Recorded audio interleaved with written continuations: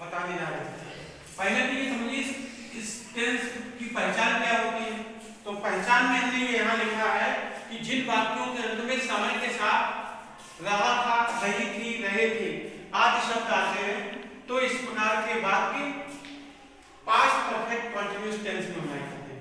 जैसा कि आपको पता है कि रहा था, रही थी, ये पहचान जो है हमारे पास्ट कंटीन्यूअस की भी होती है, लेकिन सिर्फ एक चीज यहाँ देखना है कि इसमें समय दिया होता है और पास्ट कंटीन्यूअस में समय नहीं होता है। बस एक ही इसमें पहचान ध्यान रखिए कि इसमें समय होता है और पास्ट कंटीन्यूअस में समय नहीं दिया जाता है, लेकिन पहचान दोनों की एक जैसी ही होती है। अब अंतर आपको क्या देखना है कि इसमें समय होता है, समय के साथ रहा था, रही थी ये शब्द आते हैं, तो समझ जाइए कि ये बात जो है पास्ट परफेक्ट कंटीन्यूअस टेंस में बनाएंगे। और इसकी सहायक्रिया हैड बीन होती है। हैड बीन का प्रयोग चाहे एक वचन करता हो चाहे बहुवचन करता हो, दोनों कर्ताओं में हैड बीन का ही प्रयोग होगा। और मुख्य क्रिया की प्रथम अवस्था इसमें आईएनजी जोड़कर लगाई जाती है। अब जैसे हमने यहाँ पर ये स्ट्रक्चर लिखा है अफर्मेटिव सेंटेंस का, क्या है कि पहले हम सब्जेक्ट प्लस करेंगे, फिर इसके बाद हैड बीन, फिर first form of the verb, फिर आईएनजी, फिर ऑब्जेक्ट, फिर इसके बाद सिंस या फॉर। अब सिंस का प्रयोग तब होता है जब समय निश्चित होता है और फॉर का प्रयोग तब करेंगे जब समय अनिश्चित हो। तो निश्चित समय के लिए सिंस का प्रयोग करेंगे, अनिश्चित के लिए फॉर का। इस तरह से हम इसका यूज करने के बाद लास्ट में यहाँ पर समय लिख देंगे, जो भी समय होगा वो लिख देंगे। जैसे उदाहरण हमने ये दिया है यहाँ पर सीता 3 बजे से खाना खा रही थी। अब देखिए इंग्लिश में क्या होता है कि थोड़ा सा इसमें डिफरेंस हो जाता है। संस्कृत में जो बात बनता है उसको सेम वैसे ही बना देते हैं, इंग्लिश में ऐसा नहीं होता है। सीता खाना खा रही थी तो पहले ये आ जाएगा 3 बजे से, इस तरीके से। जैसे सीता, फिर इसके बाद हैड भी लगाएंगे, फिर इसके बाद ईटिंग, फिर द फूड सिंस 3 o'clock। तो ये 3 बजे समय निश्चित है, इसलिए यहाँ पर 3 o'clock लगा है, इसलिए यहाँ पर हमने सिंस का प्रयोग किया। 4 अब ये बे 4 घंटे से अखबार पढ़ रहे थे तो हो जाएगा they had been reading the newspaper for 4 hours। ये समय अनिश्चित है, इसलिए यहाँ पर फॉर लगा है। अब देखिए नेगेटिव क्या है। नेगेटिव सेंटेंस में क्या होता है, वाक्य में नहीं शब्द का प्रयोग किया जाता है। जब नहीं लग जाता है तो वाक्य हमारा नेगेटिव हो जाता है। इसमें कुछ नहीं करना है आपको, हैड बीन इसकी जो साइड किया उसके दोनों के बीच में आपको ये नॉट लगा देना है, बाकी इसमें कोई नया बदलाव नहीं है। तो पहले सब्जेक्ट लिखेंगे, फिर हैड नॉट बीन लिखेंगे, फिर first form of the verb लिखेंगे, फिर आईएनजी, और इसके बाद यहाँ पर ऑब्जेक्ट आ जाएगा, फिर सिंस या फॉर का प्रयोग करेंगे।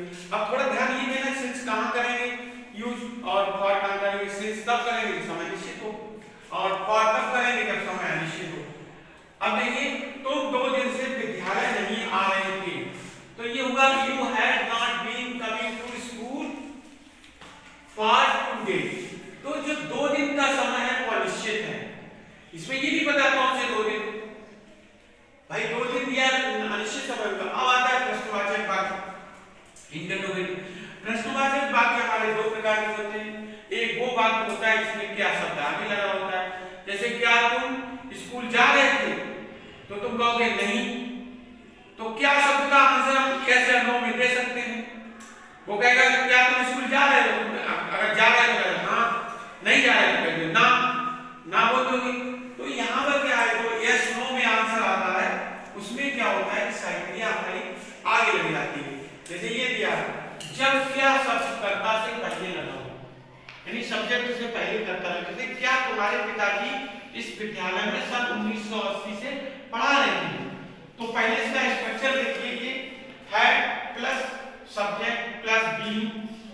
ऐसा नहीं कि हैड भी इकट्ठा लगा दो, पहले हैड लगेगा, फिर सब्जेक्ट, फिर इसके बाद बी, फिर इसके बाद first form of the verb plus ING, फिर ऑब्जेक्ट, फिर सिंस या फॉर, इसके बाद लास्ट में समय दिया जाता है।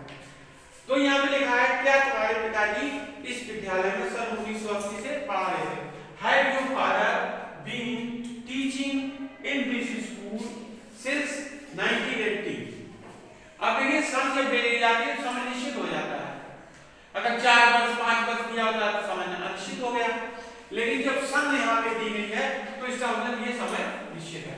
अब प्रश्नवाचक वाक्य दूसरे प्रकार का होता है, जब प्रश्नवाचक वाक्य में प्रश्नवाचक शब्द कर्ता के बाद लगा, जैसे पहले कर्ता है फिर इसके बाद प्रश्नवाचक शब्द आ गया, तो इसका स्ट्रक्चर थोड़ा बदल जाता है।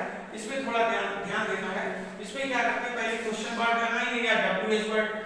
डब्ल्यूएच वर्ड वो होते हैं जो डब्ल्यूएच से शुरू होते हैं, जैसे भाई है, वेयर है, मेल है, ये। तो पहले क्या करेंगे, यहाँ पर हम क्वेश्चन वर्ड लगाएंगे, यहाँ पर जो दूसरा शब्द दिया है डब्ल्यूएच वर्ड लगाएंगे। भाई एक ही चीज होती है, क्वेश्चन वर्ड या डब्ल्यूएच वर्ड।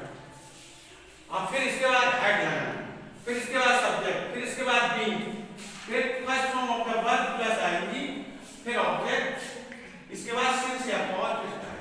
जैसे एक एग्जांपल दिया है, तुम्हारी बहन 1 महीने से विद्यालय क्यों नहीं आ रही है। अब देखिए तुम्हारी बहन यहाँ लिखा हुआ है, ये सब्जेक्ट है हमारा, और इसके बाद जो है तुम शब्द यहाँ लगा बीच में आया नहीं, तो इससे क्या है, क्यों की अंग्रेजी बनानी पड़ेगी भाई। तो हमें क्यों की अंग्रेजी बनाएंगे तो भाई लगेगी, तो हमने यहाँ पे भाई लिख दिया, why had your sister not been. अगर नॉट नहीं लगा है तो हैड बीन हो जाएगा, और लगा है तो बीच में लगाएंगे not been coming to school for a month, 1 महीने से नहीं आ रही, अनिश्चित समय। अब नेक्स्ट है, तुम 1 घंटे से क्या कर रहे थे। अब देखिए क्या की अंग्रेजी व्हाट होती है, तो पहले व्हाट लगाएंगे, फिर व्हाट लगाने के बाद फिर तुम की अंग्रेजी क्या होती है, तुम की अंग्रेजी क्या होती है। लेकिन यहाँ स्ट्रक्चर में क्या है, जब क्वेश्चन वर्ड लगाएंगे इसके बाद सहायक्रिया आएगी, तो व्हाट लगाने के बाद हैड लगाएंगे, व्हाट हैड यू, फिर इसके बाद बीन आएगा, what had you been doing for an hour, 1 घंटे से। तो क्या हुआ, what had you been doing for an hour, ये बनेगा इसका। तो इस तरीके से थोड़ा ध्यान रखिए, जितने भी हमने बताए लास्ट में जितने भी टेंस हैं, इसके लास्ट में क्या होता है, present perfect continuous, past perfect continuous और फ्यूचर परफेक्ट कंटीन्यूअस। हमने आपको पहले भी कई बार बताया, जितने भी कंटीन्यूअस होते हैं उसमें क्रिया की प्रथम अवस्था आएगी जोड़ कर लगाई जाती है। आपको कुछ रटने की जरूरत नहीं, जहां कंटीन्यूअस शब्द लगा है वहां आईएनजी लगनी है। कंटीन्यूअस देखिए, अगर उसमें काल में कंटीन्यूअस शब्द जुड़ा है तो इसका मतलब आईएनजी वाली फॉर्म लगेगी। देखिए जितने भी कंटीन्यूअस सब में आईएनजी लगेगी, present continuous, past continuous, future continuous, future perfect continuous, past perfect continuous और प्रेजेंट परफेक्ट कंटीन्यूअस, सभी में आईएनजी लगेगी। कुछ भी रटने की चीज नहीं है।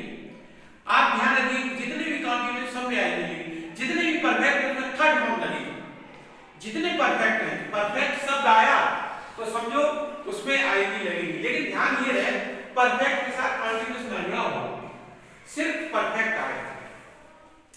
Past perfect, present perfect, future perfect, इन सब में क्या होता है, क्रिया की तीसरी फॉर्म लगती है। और एक अकेला टेंस ऐसा है इसमें सेकंड फॉर्म लगती है, वो है पास्ट इंडेफिनिट टेंस। तो समझ लीजिए, इसको ना